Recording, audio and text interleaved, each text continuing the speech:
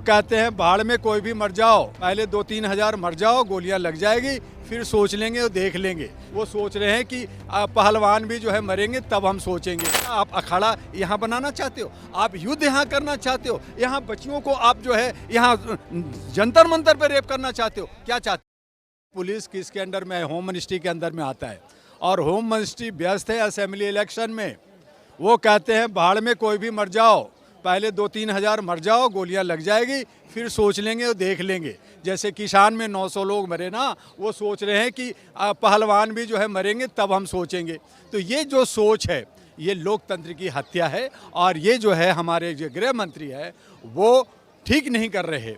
जनता जिस दिन उखड़ जाएगी ना, ये जो कह रहे हैं ना एक खाप वाले हैं, अब तो पहले कहा जी मुसलमान कर दिया, हिंदू ने कर दिया, अब मुसलमान हिंदू के बाद जाट पे आ गए हैं। अरे जाट का भी इतिहास है भैया, अगर जाट लोग ही खाली उखड़ गए ना तो इनको जीना हराम कर देंगे। जो पहलवानों का कभी हिंदू, कभी मुसलमान, कभी जाट, कभी क्रिश्चियन, कभी सिख, ये इस तरह की क्या राजनीति है भाई? एक खिलाड़ी के साथ गलत हुआ है और वो खिलाड़ी किसी भी जात का हो सकता है।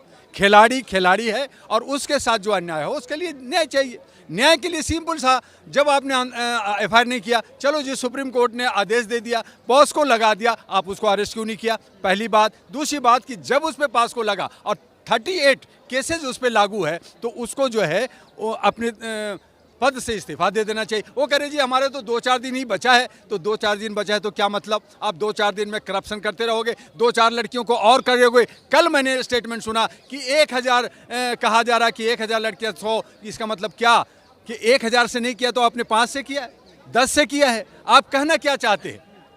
आप दूसरी तरफ कहते हैं कि क्या मैं शिलाजीत खा रखा हूं, तो आप शिलाजीत करने वाले ही रेप करता है क्या?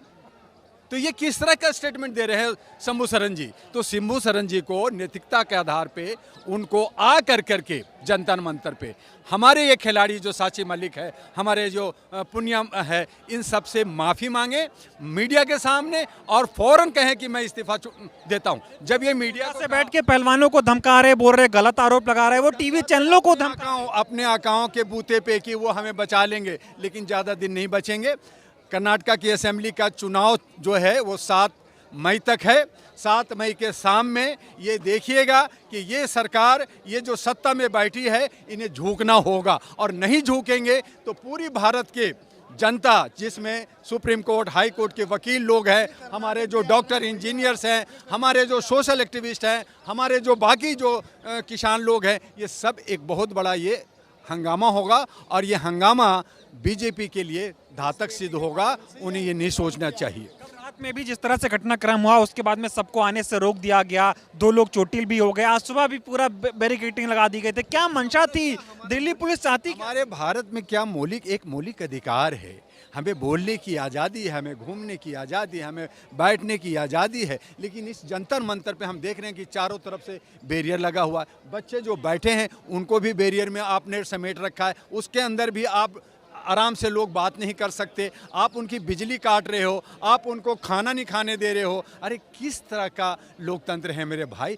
ये किसके सह पे ये पुलिस का? कल दिल्ली पुलिस जबरदस्ती इस जगह को खाली करवाना चाहती थी। मैं वही कहा कि वो नशे में आके शराब पी करके या सत्ता के सह पर, नेताओं के सह पे, हो सकता है कि वो जो है सांसद के गुंडे ही हों, में भी उनका भी हो सकता है, तो उस सह पे वो उन्होंने कहा भी, स्टेटमेंट भी दिया कि मैं अभी जंतर मंतर पे अगर मेरे बंदे चले गए तो क्या होगा? तो क्या आप अखाड़ा यहाँ बनाना चाहते हो? आप युद्ध यहाँ करना चाहते हो? यहाँ बच्चियों को आप जो है यहाँ जंतर मंतर पे रेप करना चाहते हो? क्या चाहते हो?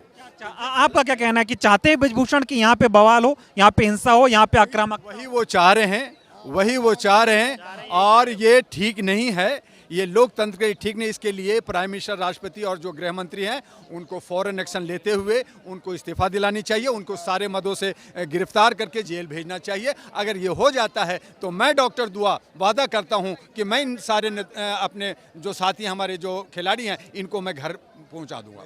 जिस तरह से पूरा घटनाक्रम हुआ है उसमें पहलवान ये कह रहे कि भाई हमने इसलिए तो पदक नहीं जीता था, हम सम्मानित लोग हैं, लेकिन जिस तरह से दिल्ली पुलिस आकर गाली गलौज कर रही है, अमर्यादित शब्दों का इस्तेमाल कर रही है। बिल्कुल, जिन बच्चियों को सिक्योरिटी चाहिए, ये एक सेलिब्रिटी है। आए दिन तो बहुत सारी बच्चियों के साथ इस तरह से होता है जो हम उजागर नहीं कर पाते, सोशल मीडिया भी नहीं पहुंच पाती, स्ट्रीम मीडिया तो बहुत दूर, वो तो गोदी मीडिया है ही है। लेकिन सोशल मीडिया जो आवाज़ उठा रही है आज भारत के अंदर, और ये सेलिब्रिटी है जिनको इनको सिक्योरिटी देना चाहिए, वो उनको सिक्योरिटी देने की जगह उनको बेइज्जत कर रहे हैं, उठा के फेंक रहे हैं।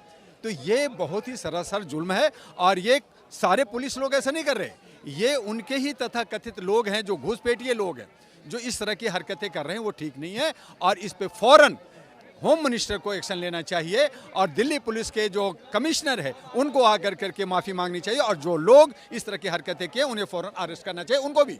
आखिरी सवाल आपसे पूछूंगा, इस पूरे मामले में सुप्रीम कोर्ट में सुनवाई हो रही थी, सुप्रीम कोर्ट ने भी याचिका को खारिज कर दिया। उन्होंने कहा आपकी पहले मांग थी कि एफआईआर दर्ज हो जाए, उस पर हमने सुनवाई की, अब आपको करना है तो हाई कोर्ट जाए। नहीं, सुप्रीम कोर्ट ने केस खारिज नहीं किया, एफआईआर लॉन्च करने के लिए कहा तो एफआईआर लॉन्च हुआ। अब एफआईआर के बाद जो सिस्टम ये होता है कि पास को जब लगा है तो उसको अरेस्ट होना चाहिए, तो अरेस्ट नहीं कर रही है पुलिस, तो कोर्ट कह रही है कि भाई ये काम तो होम मिनिस्ट्री का है, वो पुलिस को कहें कि वो अरेस्ट करें, हमने तो आदेश दे दिया, तो वो उन्होंने खारिज नहीं किया है, ये गलत कह रहे हैं आप। तो वो उन्होंने कहा कि आप इसको उनको कहिए कि अरेस्ट करें। तो ये जो विभागीय जो और ये जो राजनीतिक का जो एक अखाड़ा बना दिया गया है, एक दबंग को बचाने की जो साजिश कर दी गई है, वो गलतफहमी में जी रहे हैं। एक आम नागरिक भी, एक आम खिलाड़ी भी अगर अपने पे आ जाए तो बहुत कुछ कर सकता है। ये तो सेलिब्रिटी हैं और इनके पीछे पूरी भारत की सिंपैथी है, हम सब की सिंपैथी है, और ये जीत आप देखेंगे कि जल्दी होने वाला।